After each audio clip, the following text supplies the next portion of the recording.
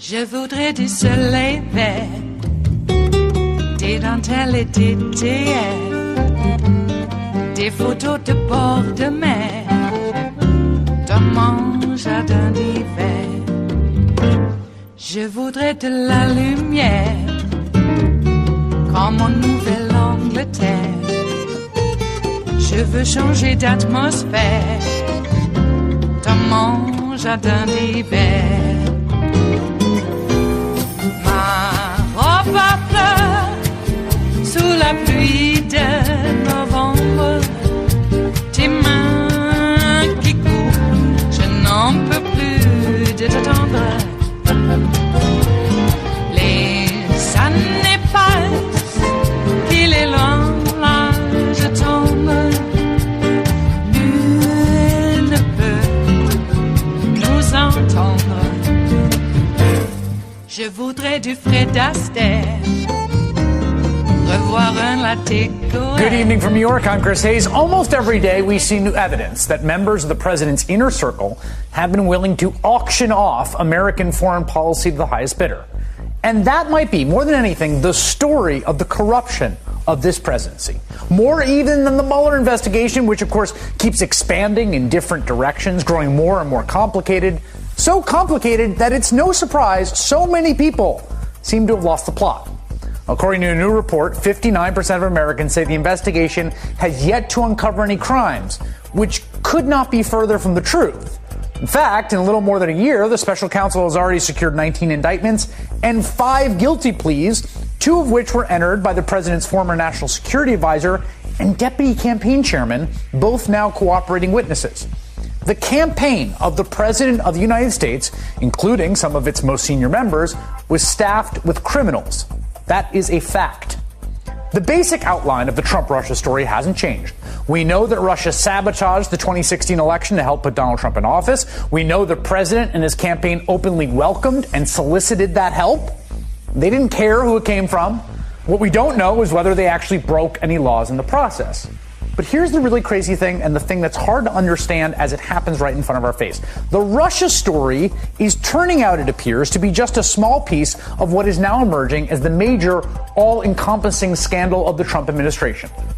Everywhere you look, people close to the president, eager to sell out American interests to any foreign national ready with a check or a promise. It's the precise opposite of what this president promised on the day he took the oath of office. We will seek friendship and goodwill with the nations of the world, but we do so with the understanding that it is the right of all nations to put their own interests first.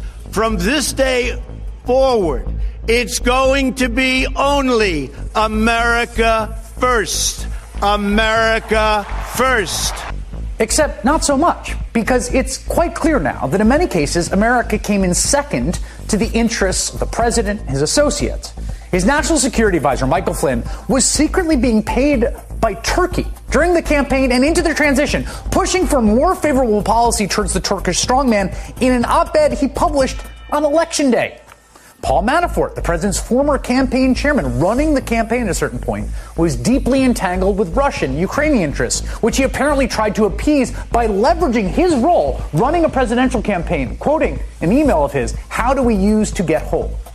The president's longtime lawyer and business associate, one of his closest advisors, Michael Cohen, was reportedly pitching the government of Qatar at Trump Tower during the transition, soliciting $1 million payment in exchange for access to the new administration. Turns out the president's own son, Donald Trump Jr., wasn't just interested in what Russia could do for the campaign. We now know he also met with an Israeli, an emissary for the Saudi government, the United Arab Emirates in the months before the election. And these are just the instances we know about, what's publicly come to light. Today, we learned of what looks like yet another example of the president's inner circle selling off U.S. foreign policy. BBC reporting, citing sources in Kiev close to those involved, the president of Ukraine secretly funneled $400,000 to Michael Cohen to arrange a meeting at the White House. Cohen and the Ukrainian president both deny the report. It has not been confirmed by NBC News. But we do know that last summer, the Ukrainians got their meeting in the Oval Office after it was added to the president's schedule the night before. Thank you very much. It's a great honor to be with President Poroshenko of the Ukraine, a place that we've all been very much involved in, and you've been seeing it, and everybody's been reading about it.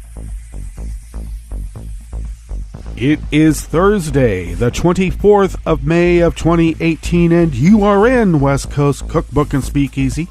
I am your chef de cuisine, Justice Putnam, and our daily special is Metro Shrimp and Grits Thursdays, a little bit of jambalaya, a little bit of spice in your life. That's right, folks. And something smells fishy.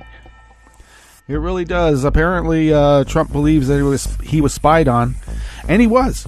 The Russians were in the whole campaign spying on the guy, making sure he was doing what he was supposed to do.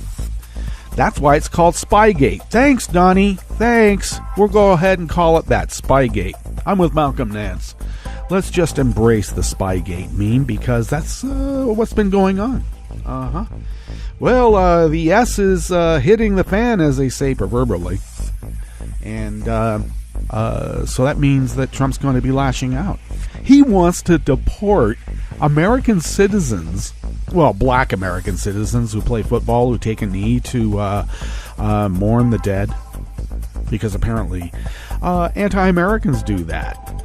If you run over a woman with a car during a Nazi rally, that's okay. There's some very fine people who do that, you know. But taking a knee to mourn the dead is obviously un-American, and he wants those bastards out. And the way it's going, maybe they will, because there's a lot of toadies in this government, I've noticed. What's up with the New York Times? They have a headline that says, unconfirmed. Trump repeats unconfirmed claims of spies inside his campaign. What? Are you kidding me, New York Times? I think Clapper explained very clearly what happened. But, you know, it's the New York Times. What do you expect? They keep maintaining that they were never told. You can't report on things, that happened during the campaign that we didn't find out until after the campaign, until after the election. Well, unfortunately, I got to remind you, Contessori, that Harry Reid told the New York Times and others, and you dismissed him because that's what you do. And because you were too enraptured with Hillary's emails, which now we find out the Russians weaponized. And I'm curious how much money is in, or how many rubles are in Trey Gowdy's wallet. We're going to have the big meeting, that Gang of Eight. I love that. It's almost like Red China, the Gang of Eight. We're supposed to have a meeting to look over, this secret evidence investigative evidence has been gathered so far by the Mueller investigation, which is never done.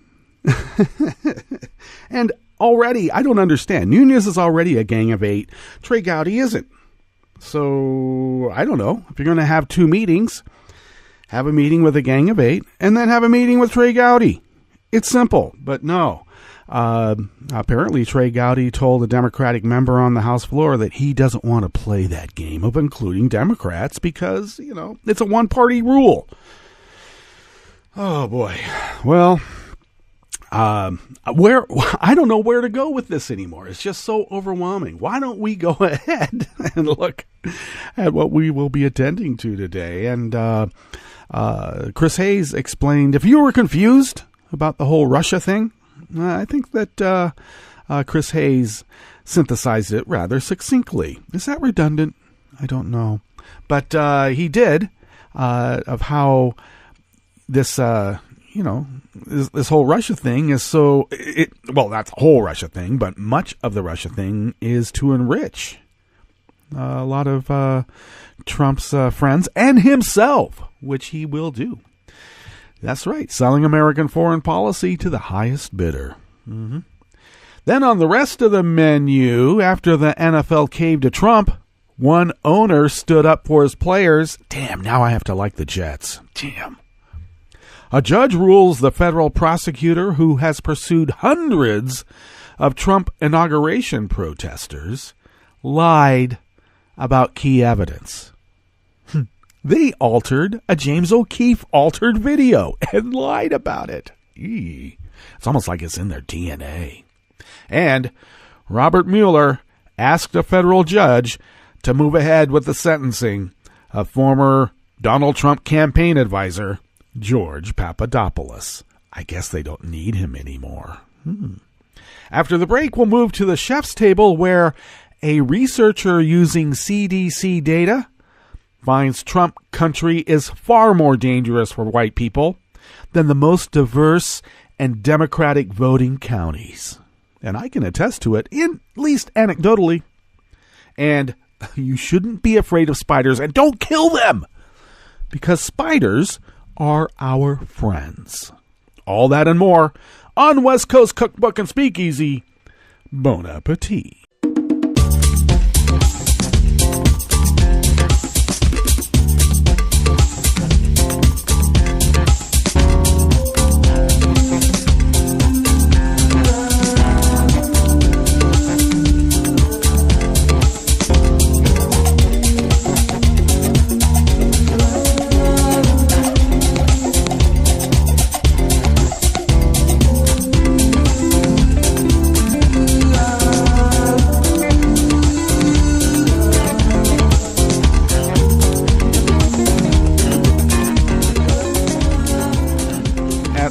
Bottom of our homepage at netrootsradio.com, you'll find to the rightish of the page is our chat room link, monitored by Kelly Lincoln, our roaring girl.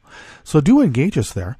To the leftish from the chat room link at the bottom of our homepage at netrootsradio.com are the contribute donate buttons, and those are integral parts of this operation, and your generosity endeavoring in that activity is keeping the lights on here, and we appreciate that, and thank you from the bottom of our hearts. And you can follow Netroots Radio on Twitter at Netroots Radio. Tom takes care of that, and well, he should, because he's well at it. Thank you, Tom. You could go and follow us on Facebook if you'd like. I guess I'm supposed to be taking care of that. I just sort of let it take care of itself. So, but you could go there if you want. Follow me on Twitter at Justice Putnam, and I do post show notes and links on my Daily Kos diary. That comes up about 10 minutes before showtime, and I'm on Daily Kos as Justice Putnam. Podcasts of West Coast Cookbook and Speakeasy can be had by way of Stitcher, iTunes, TuneIn, etc., etc., etc. And if you missed the morning show, you can listen again by podcast, of course, but also 5 p.m. on the West Coast, 8 p.m. on the East Coast is a reprise of that day's West Coast Cookbook and Speakeasy. So you have all sorts of ways in which to do it. All right. Okay, so this first article is by Eric Bullard out of Share Blue Media. Damn. You know, I used to like the Jets when John Riggins was playing. Of course, when Joe Namath, too. I'm that old. I am that old. Yeah, I was a kid when Namath was playing, but still. And but yeah, I like John Riggins, and because I always liked the big fullback size running backs who also had speed. And he fit the bill at 6'3", 230? Maybe he was 225 when he was playing for the Jets. But yeah, he had 4.3 speed in the 40, and I believe his 100 time was well under 10 seconds, like about 9.8 or 9.7. Oh, you know, not quite world class, but getting there, and a big guy. So I liked the Jets then, but then they fell in disfavor over these many decades, and now I might be forced to like him again. Ugh. In a stunning move, without any input from player representatives, the NFL announced on Wednesday that it would impose sweeping penalties on any players who silently take a knee during the playing of the pregame national anthem. Yesterday I suggested, just don't even come out for the anthem. Well, unfortunately, the NFL has that as an alternative. Well, just don't come out. I would say don't do the national anthem at all, but we're a jingoistic society and we got to do it now. Forced patriotism, that's the only way. These idiots. And they took a lot of money from the military to have those jet flyovers, and so it hurts the brand, I guess. And let's be clear, this rule is made by a bunch of white men to make a bunch of black men do their bidding, okay? Because the white men are upset that the black men are exposing the white supremacy that exists, in their industry and the rest of America. According to the new rules, players who appear on the field for the anthem must stand. If they do not, the respective club faces a league-issued fine, and teams can levy additional fines. Remember when Tebow kneeled, and his excuse was, I'm praying to God.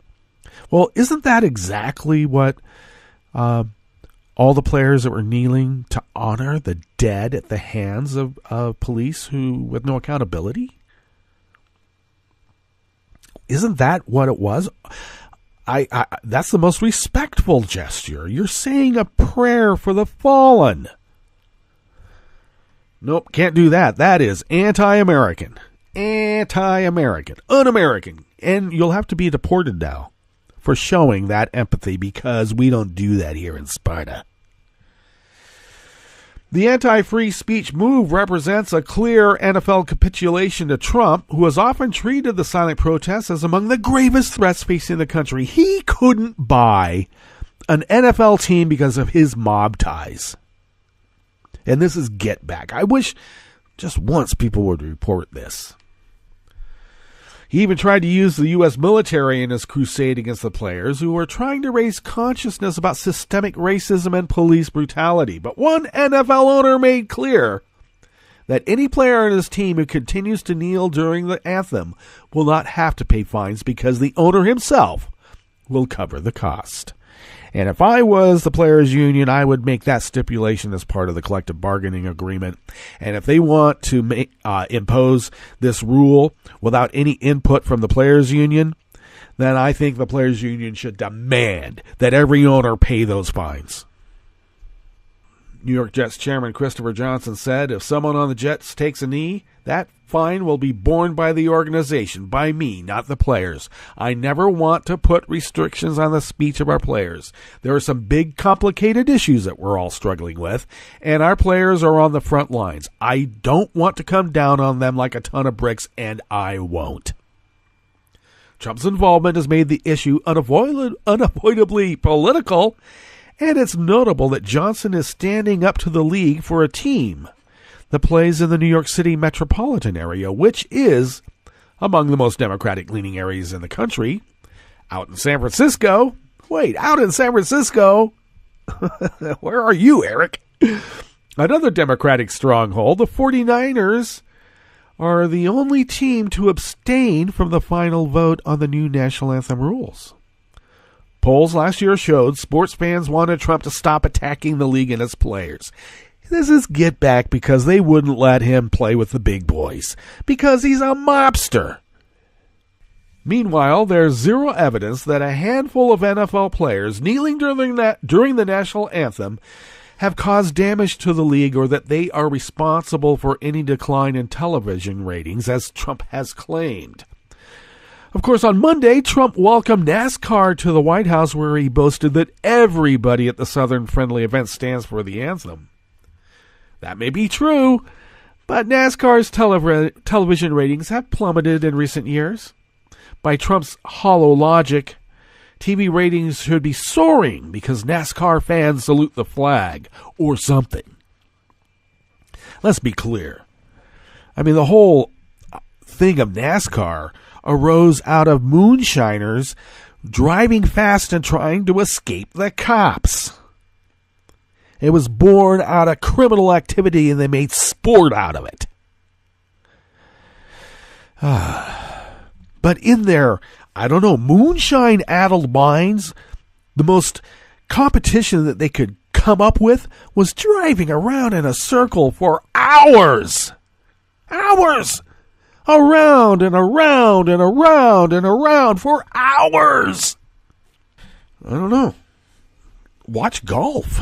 At least there's a change of scenery.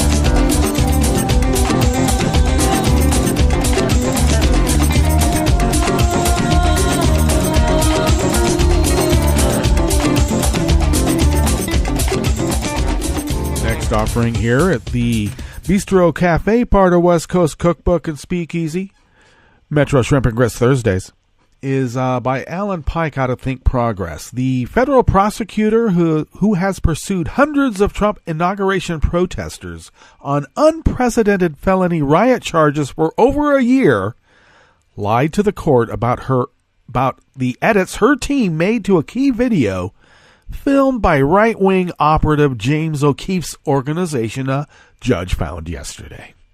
The ruling does not guarantee that the remaining defendants in the case will go free.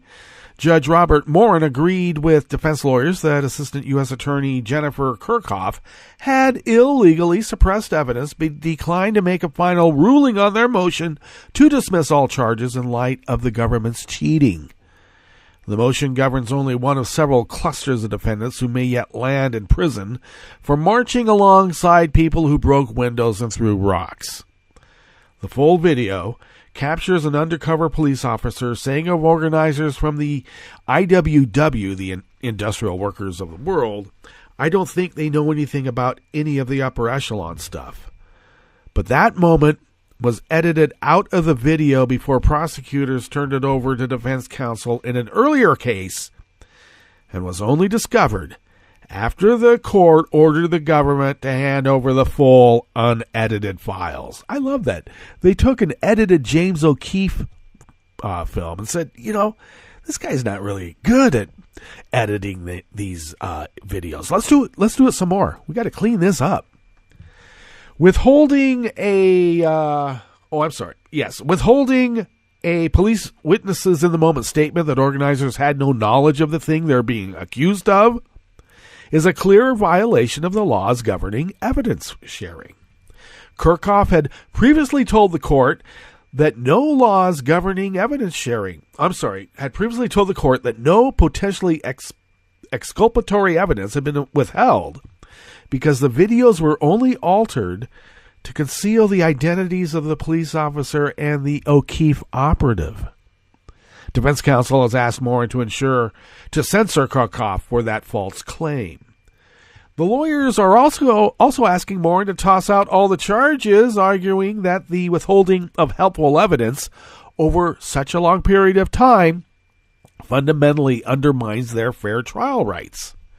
If Morin does decide the felony cases can proceed despite Kirchhoff's violation of evidence rules, codified in the 1963 Supreme Court decision Brady v. Maryland, the lawyers say they should at the very least bar prosecutors from using any of the O'Keefe videos at trial. Now, the edited video is the central piece of evidence in an unusual, chilling legal argument that already failed spectacularly once before. An undercover operative from O'Keefe's Project Veritas had infiltrated... Oh, you mean a spy? Had infiltrated a planning meeting ahead of the inauguration protests, secretly filmed parts of a raucous discussion of tactics and plans for various anti-Trump marches. The video, corroborated by the Metropolitan Police Department officer Brady Adelmeyer, based on his attendance at the meeting on an undercover assignment. Oh, you mean a spy? An agent provocateur, maybe? showed various people discussing various activities loosely coordinated under the banner Disrupt J20. After a handful of marchers smashed shop windows and scrapped with riot police, the Metropolitan Police Department opted to kettle hundreds of people and conduct a mass arrest.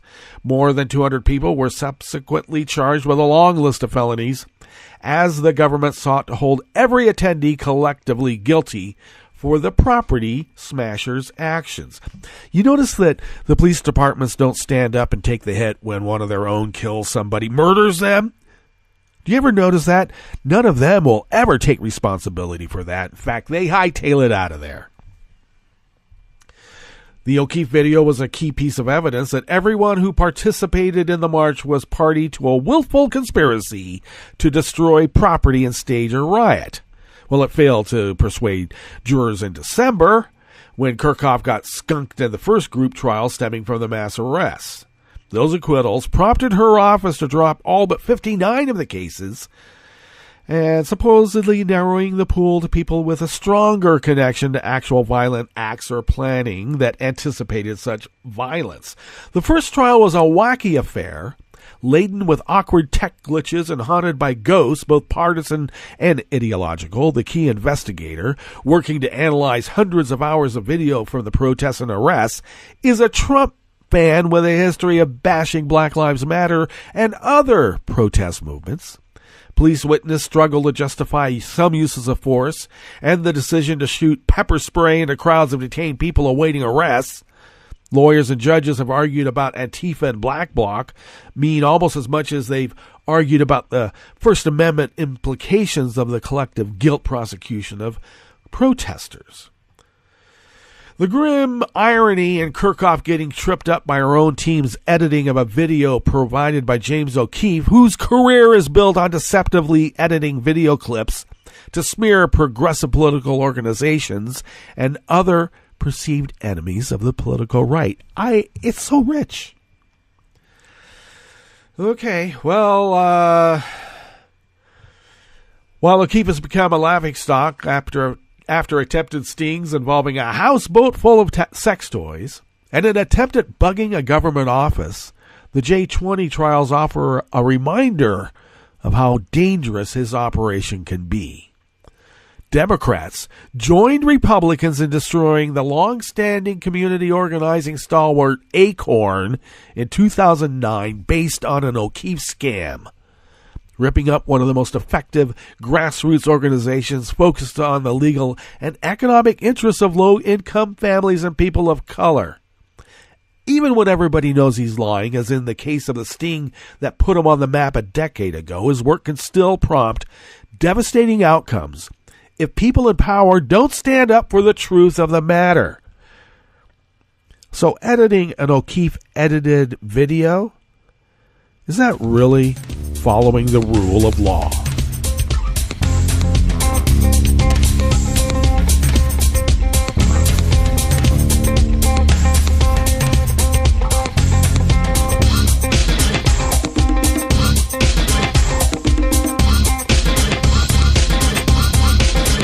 All right, last offering here at the Bistro Cafe, part of West Coast Cookbook and Speakeasy, is by Elizabeth Pressa out of Alternate.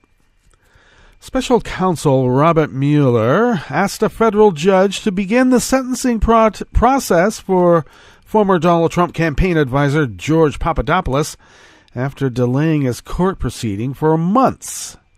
Papadopoulos, who pled guilty under seal in October after admitting he lied to the FBI about his communications with 3 individuals, 2 of which are Russians. Former federal prosecutor and MSNBC contributor Joyce Aileen said the move likely means Mueller won't use Papadopoulos as a trial witness. Now, whether that's because he won't be indicting anything or could be useful because the case is tight without him, and or because there is an issue with putting him on the witness stand isn't clear yet, she wrote later on Twitter. So this is an interesting predicament that old George has gotten himself into. And I guess we might wonder why Mueller may find Papadopoulos to be maybe trouble on the witness stand. Who knows? I mean, the mind reels. We can think of all sorts of things. Trump has been displaying his hand. He talks about spies that, turnabout's fair play. So I guess Trump's busy at work. All right, let's get to our break, and then we'll come back and we'll go through weather from around the world and finish up this with the stories that we have curated for you today. You are listening to West Coast Cookbook and Speakeasy, and we will be right back. You are listening to netrootsradio.com. Please hang up and try again.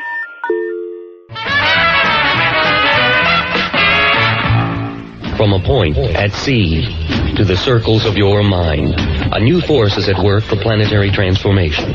New radio for a new Earth.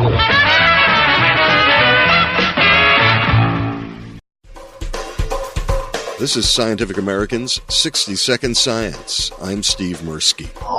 My book is called Water in May. It's about a 15-year-old Dominican-American living in Washington Heights named Mari Pujols.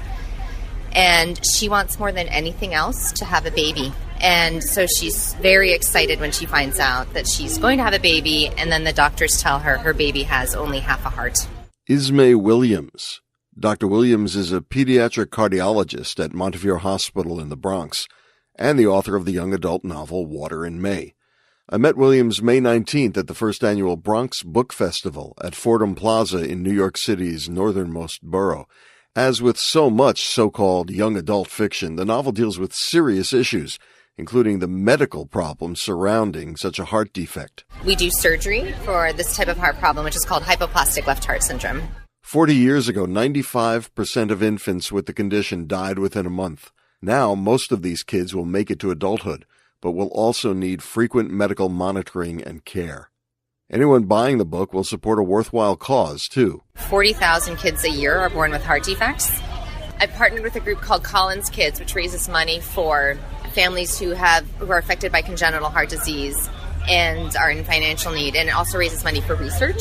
So 5% of book sales go directly to them, because part of my goal for writing the book is also to raise awareness about the number one birth defect, the most common birth defect. For Scientific American's 60-Second Science, I'm Steve Mirsky. Welcome to 60 Second Civics, the daily podcast of the Center for Civic Education. I'm Mark Gage. In 1798, the U.S. Congress took a page out of colonial history and passed the controversial Sedition Act that outlawed publication of false, scandalous, and malicious statements against the government or Congress. The Alien Acts, which passed in the same year, gave President John Adams, a Federalist, the power to force foreigners to leave the country if he considered them dangerous. These laws outraged Republicans, especially after Federalist judges fined and jailed several Republican newspaper editors and a member of Congress under the Sedition Act. The Alien and Sedition Acts helped mobilize Republicans for the presidential election of 1800. The Sedition Act expired in 1801, and the new president, Thomas Jefferson, pardoned those prosecuted. As a result of the American experience with the Sedition Act, a broader legal definition of freedom of the press prevailed. That's all for today's podcast. 60 Second Civics, where civic education only takes a minute.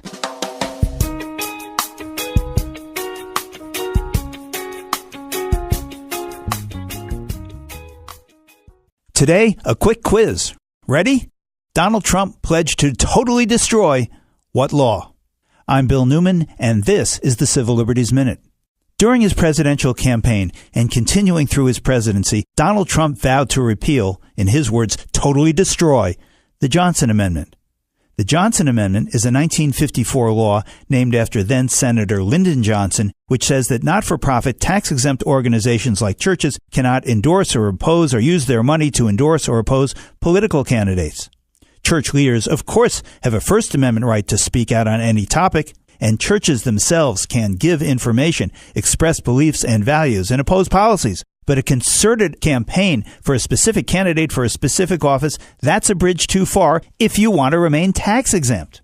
But that's not what the law should be, according to certain evangelical churches. So, in both 2017 and 18, as part of appropriation and tax bills, those representatives who wanted to join Trump's crusade tried to insert into tax and spending bills language that would have directly or indirectly ended the Johnson Amendment. Do note this. When the present omnibus spending bill ends on September 30th, their fight to scrap this law and tear down the wall of separation between church and state will begin anew, as will the resistance. The Civil Liberties Minute is made possible by the ACLU because freedom can't protect itself. Many Americans can't believe that political coups are part of our country's history. But consider the Wall Street Putsch of 1933. Never heard of it? It was a corporate conspiracy to oust Franklin Roosevelt, who had just been elected president. With the Great Depression raging and millions of families financially devastated, FDR had launched several economic recovery programs to help people get back on their feet. To pay for this crucial effort, he had the audacity to raise taxes on the wealthy, and this enraged a group of Wall Street multimillionaires. Wailing that their, quote, liberty to grab as much wealth as possible was being shackled, they accused the president of mounting a class war. To pull off their coup, they plotted to enlist a private military force made up of destitute World War I veterans who were upset at not receiving promised federal bonus payments. One of the multimillionaire's lackeys reached out to a well-respected advocate for veterans, retired Marine General Smedley Darlington Butler. They wanted him to lead 500,000 veterans in a march on Washington to force FDR from the White House. But they chose the wrong general. Butler was a patriot and lifelong soldier for democracy who in his later years was critical of corporate war profiteering, and he was repulsed by the hubris and treachery of these Wall Street aristocrats.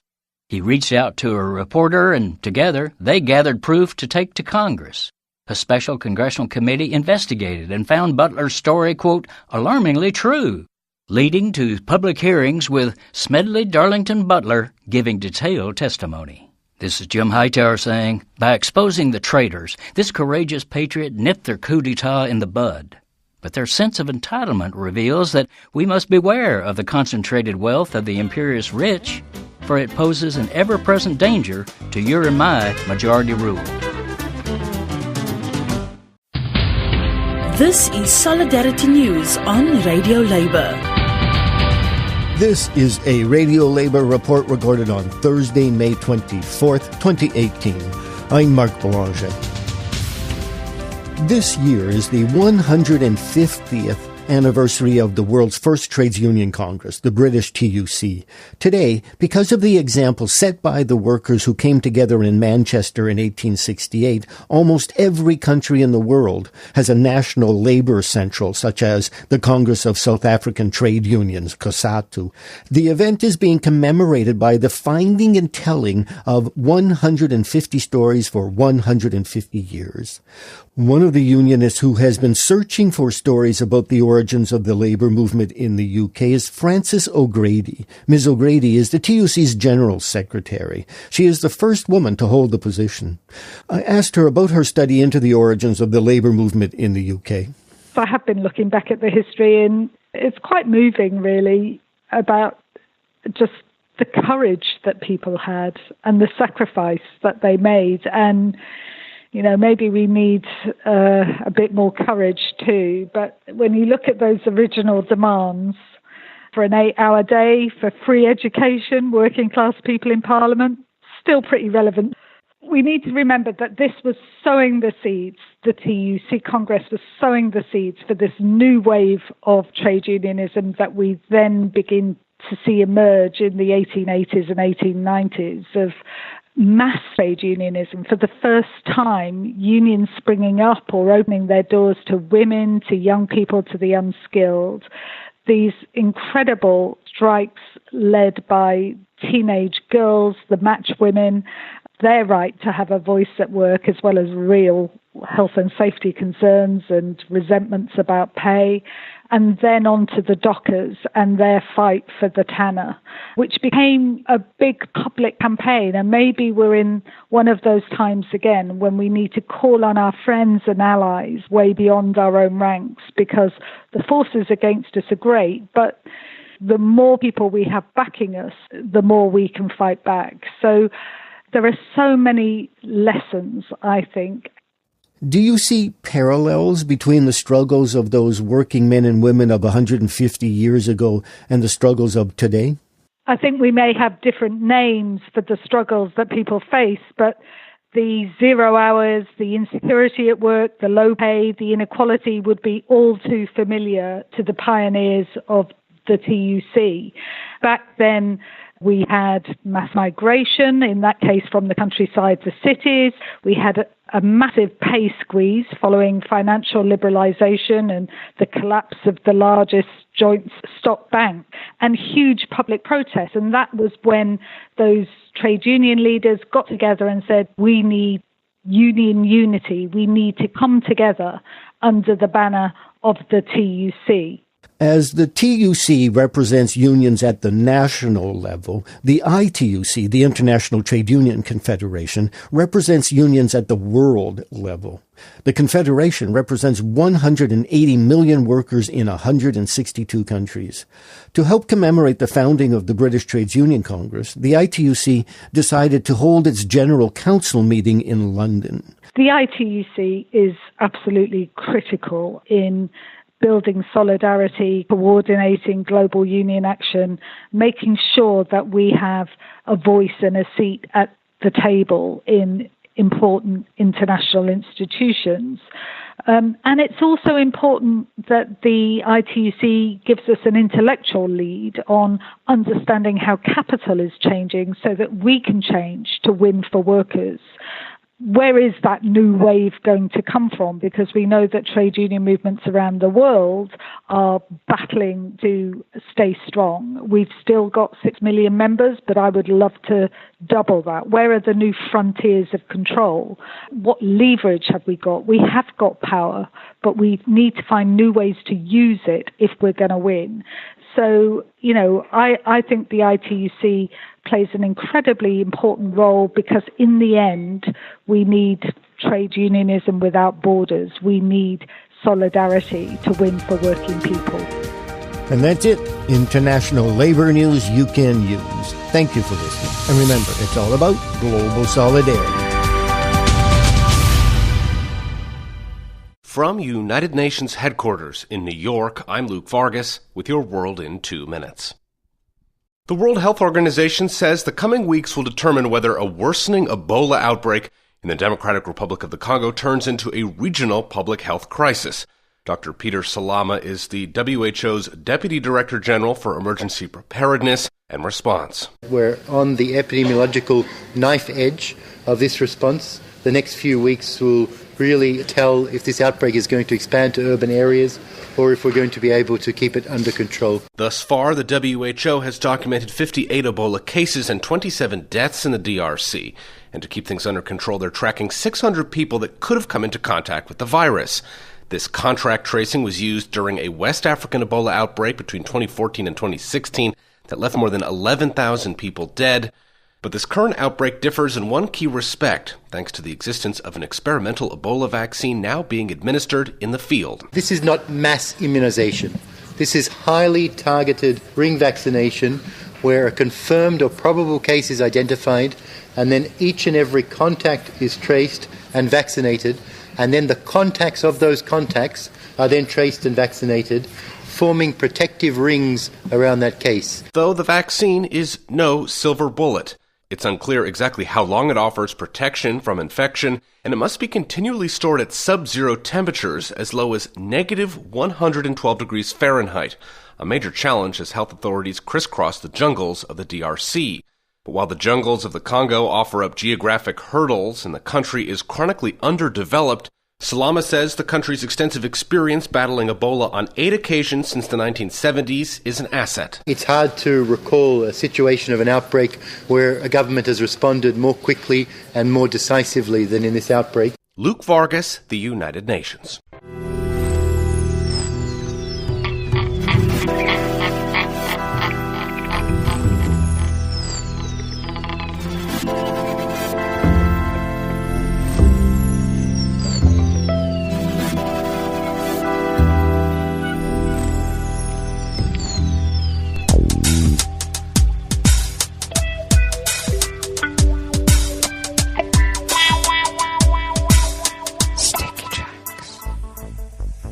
Thank you for accompanying us here to the chef's table at West Coast Cookbook and Speakeasy Metro Shrimp and Grits Thursdays. A little bit of jambalaya, a little bit of spice in your life. Well, let's begin weather from around the world, and we always begin weather from around the world along the banks of the Rogue River, in the Rogue River Valley of Southern Oregon on the west coast of the continental United States of America, where it is currently 61 degrees. We're going to go to a high of 81. Winds are out of the southwest right now at 6 miles per hour. And the thunderstorms that were supposed to bring the copious amounts of rain did not happen. We had smatterings of big drops, but not the kind that stick. I wanted more. But more we will be getting. Thunderstorms will continue. Now, they have been in the area, just the hills, the ridgeline's been pushing some of those storms to the north and south of us. How dare they? But looks like we will be getting some in the early afternoon, carrying on throughout the day and night, and expecting, it looks like just a notch less than a quarter of an inch. And then tomorrow, another quarter of an inch. So that makes half an inch of rain in this storm, and we expect it, and it better come because I need the water. Grass pollen is still very high, and air quality index is at 16 parts per million, considered good. The daytime UV is going to be at 8, and of course that's very high. So if you see numbers like that in your area, I keep saying it, and rightfully so, do take care. Visibility is at 6 miles, and relative humidity is 83%. And okay, so weather from around the world is brought to you by people who have purchased their own personal weather stations, and these people planted these personal weather stations somewhere on their property, and these people positively live around the world. They do. London is 70 degrees and sunny. Paris is 77 and partly cloudy. Rome is 77 and partly cloudy, and both Rome and Paris are under, once again, a advisory for thunderstorms and flood watch. That, well, of course, thunderstorms could disrupt the electrical grid, and flooding, well, you know what flooding does. Kiev is 76 and fair.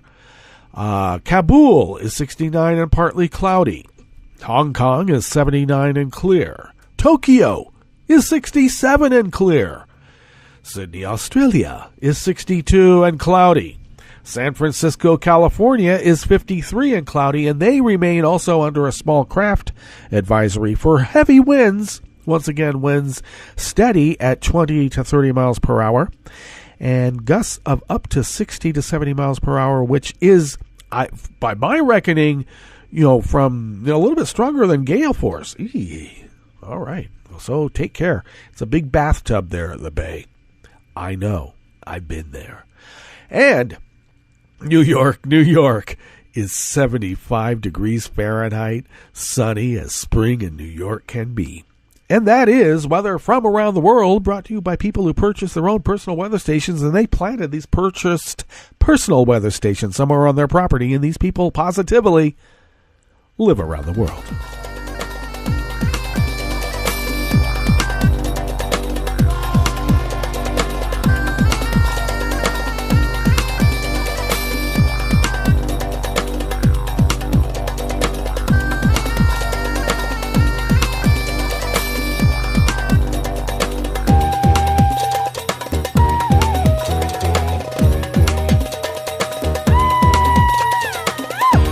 First offering here at the chef's table at West Coast Cookbook and Speakeasy is by Martin Sismore out of Raw Story.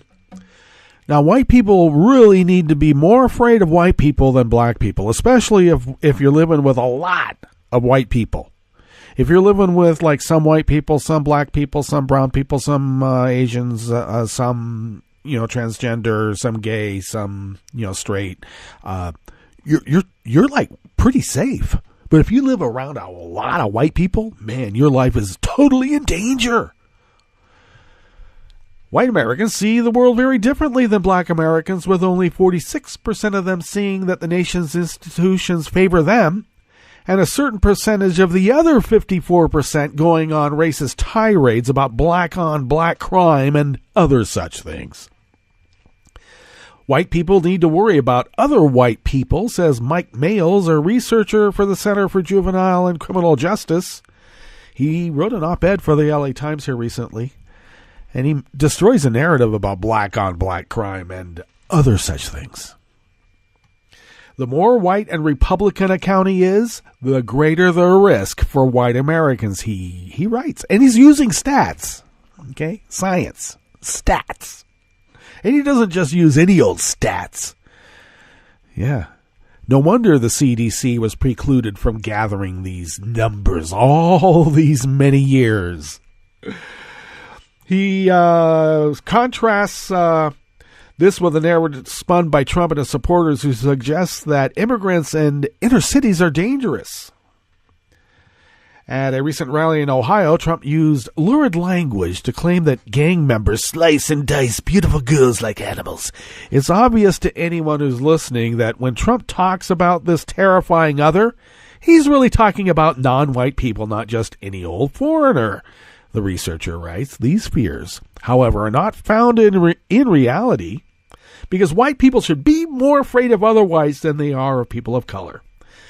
He cites survey results that show Trump supporters tend to conflate their fears of immigrants and dark-skinned people, and then he uses stats from the Centers for Disease Control that show the locations of murder, gun killings, and illegal drug overdoses among white Americans. According to the data, rates of homicides, gun killings, and illicit drug fatalities are highest in counties where 9 in 10 residents are white and where Trump won the election in 2016.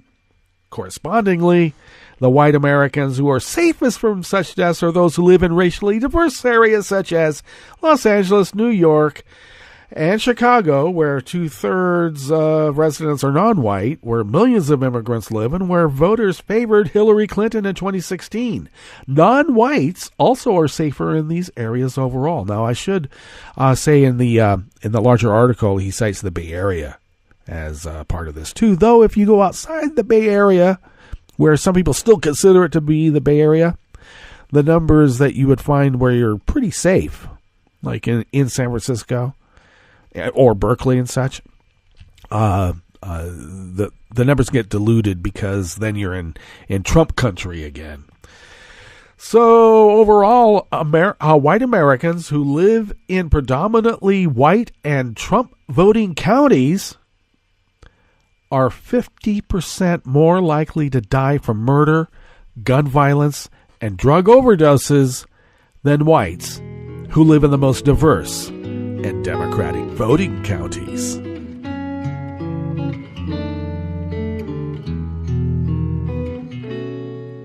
Je te donne ce mon amour pour la vie entière, la promesse de me trouver à tes genoux. Aussitôt que tu m'appelles, rester toujours fidèle, c'est tout, c'est tout.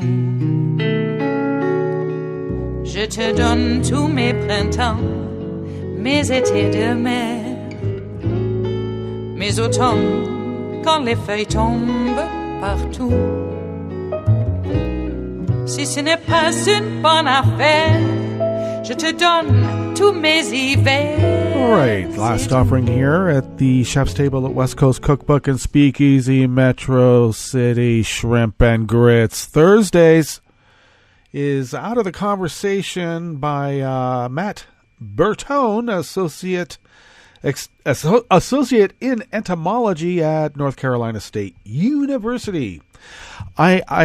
must say that long before I ever read Charlotte's Web, and might have even, well, I was very young, way before starting school, of course, and living in mosquito country, we didn't like mosquitoes, and so we looked upon spiders as literally being our friends because they ate mosquitoes, and we liked that. So the idea of killing a spider was really anathema, at least for me growing up. I really didn't like killing any bugs, to be honest with you. But a spider killing bad bugs, I figured like, wow, they're our friends. They're our friends. Why would we want to hurt them? And if they could live quietly, in which they do normally, because if we come upon them, those are usually the ones that are not aggressive and, you know, they're not going to bother us too much. I will admit that I'll try to move a black widow along. I don't know. Would I kill a black widow? Yeah, maybe. But normally I don't like to kill spiders, especially daddy longlegs and all the ones that are really, truly our friends. Because they do eat, pests that can carry illness-borne pathogens, and we don't like that. So let's see. This researcher and his colleagues surveyed a visual survey of 50 North Carolina homes to inventory just which arthropods live under our roofs. Every single house they visited was home to spiders. And the most common species were cobweb spiders and cellar spiders. Now, cellar spiders are sometimes called daddy longlegs. And both build webs where they lie in wait for prey to get caught. And cellar spiders sometimes leave their webs to hunt other spiders on their turf. Well, good. Although they are generalist predators apt to eat anything they can catch, spiders regularly capture nuisance pests and even disease-carrying insects. For example, mosquitoes. Yeah. There's even a species of jumping spider that prefers to eat blood-filled mosquitoes in African homes. I always like it when the mosquito eats it before it gets... the spider eats the mosquito before it gets my blood. That's the spider I want, not after. Please. But at least it means that spider doesn't go and... because oftentimes after a blood meal, they might want to lay some eggs. So of course it's natural to fear spiders, I guess, because they have 8 legs and all those eyes. Some people really, that might be a fearful image for them when they were little children. And even entomologists, many of them have arachnophobia. And they try to overcome it by observing arachnophobes. Yes. So if you truly can't stand that spider in your house, apartment, garage, or wherever, instead of smashing it, try to capture it and release it outside. It'll find somewhere else to go, and both parties will be happier with the outcome. But if you can stomach it, it's okay to have spiders in your home. In fact, it's normal. And frankly, even if you don't see them, they'll still be there. So consider a live and let live approach to the next spider you encounter. Indeed, sentient beings are sacred beings also. Let us remember that in this cycle of life. Okay, let's get to, we're done. We're at the end of our broadcast period, and we'll visit with you tomorrow for Blue Moon Spirits Fridays, because we are all Nighthawks in the Diner of Life. And stay tuned to the rest of Netroots Radio for the rest of the day for all that breaking news that's breaking even while I was trying to speak. And we'll visit with you tomorrow in West Coast Cookbook and Speakeasy. Bon appetit.